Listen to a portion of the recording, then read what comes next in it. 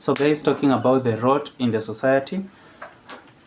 In the society, we have societal imbalances, which comprises of the rich, the poor, and the economically stable members. So I want us to look at this in the perception of a company and the functionality of our company and how you guys are employed. So if you're employed, sorry if I will offend you, don't get offended because this is just the reality. So how does a company operate? One, for a company to work, there must be founders of the company, there must be operators of the company, there must be handmen in the company. And for them to work comfortably, they must work with each other. So in this case, the directors of this company or the founders of this company, they need the person who is a handman in the company. Without them, probably they are not going to be able to work, or rather the company will not be able to function. Have you ever asked yourself this question? So who is the brain behind the company? Is it the founder or the operators? The operators are the people who are considered poor and they don't have enough knowledge. So at work, you are the people that will be called stupid. You are the people that will be called all sorts of names. And the directors will be very confident to address you and tell you tomorrow you are going to be sacked and somebody else will be employed. So how do you feel, guys? Even if somebody else is going to be employed, it's true, they will be employed, but then they are still going to work the same way you are working. So still they are the people behind this company. Why can't you just try to think from this point? So if they started it because they have funds, what about you? You are the people that makes this company successful. Actually, without you, the company will not work.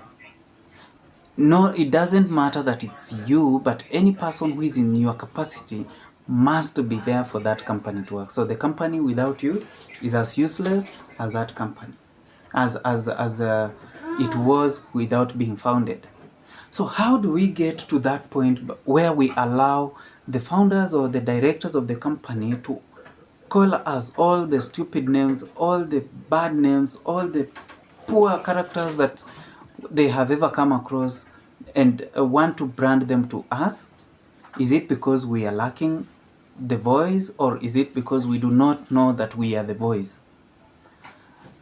Taking this to a place of work, say maybe a foreign company, and you're working with somebody who is a foreigner. Mostly, I'm using a foreign example because foreigners will take you locals as the poorest thinkers, the poorest people ever to live in the world, because they think they are giving you a lot. And if you ask this question, they will tell you they are feeding you, they are giving you money, they are giving you a lot of things to help you living. Were you not living without that company? Before it came, were you not living? Didn't you have a life? So guys, it's just right for you to ask yourself questions, and it's very right for you to demand rightful treatment at places of work.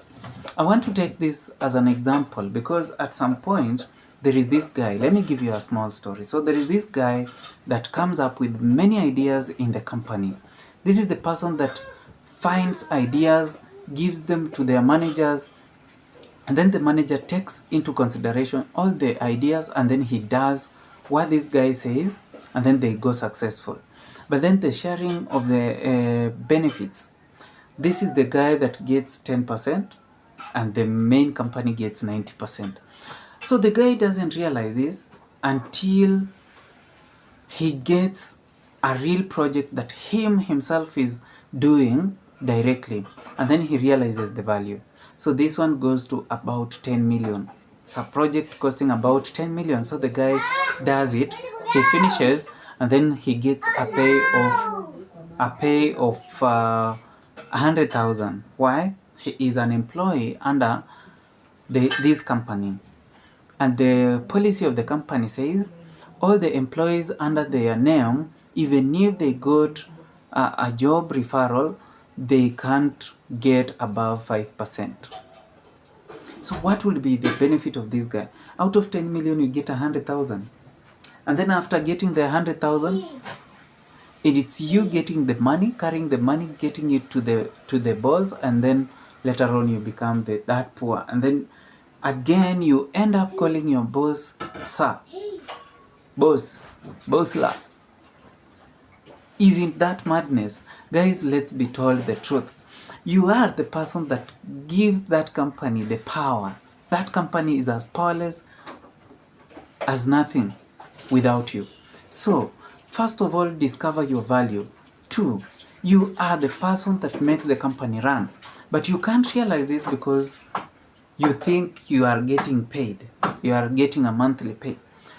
This guy gets 10 million. If you get it 10 million in, let's say, in a year, use it, develop something, invest into something. Don't you think in a very short time you will be able to have gotten another opportunity somewhere? Yes, it might take long, but don't you think it will give you another chance to give yourself time to look for another project as you are still developing?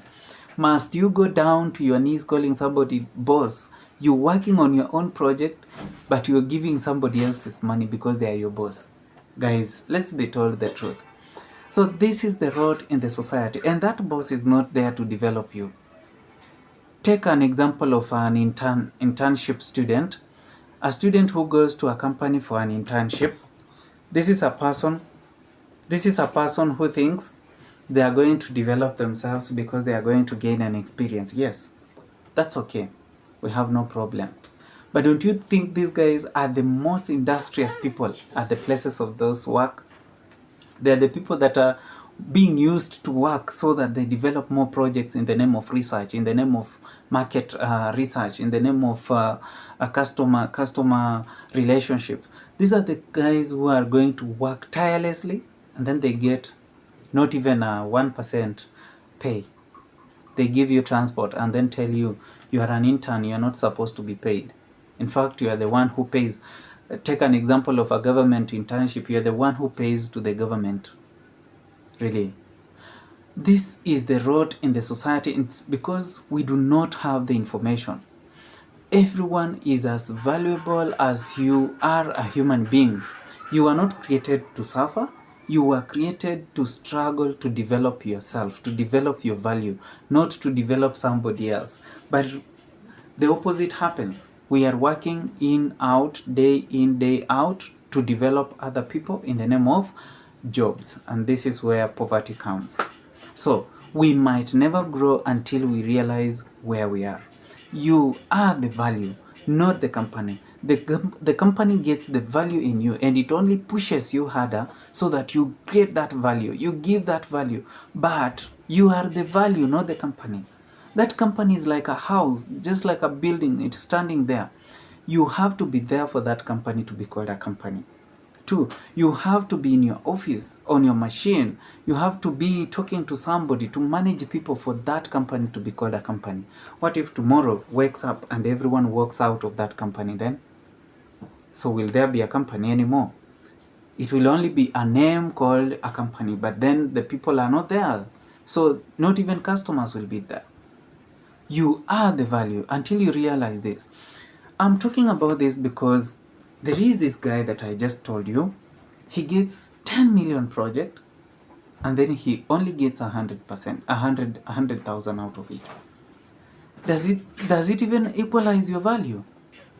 And then you are confident, you're calling somebody, sir, my boss, my friend, he is my friend. Come on, this madness that is happening in the society, people have to think about it. Think about it, guys.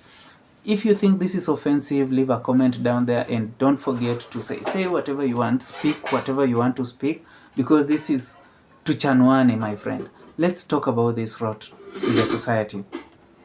How can you get 100,000 from 10 million, even if it's the project that the company gives you?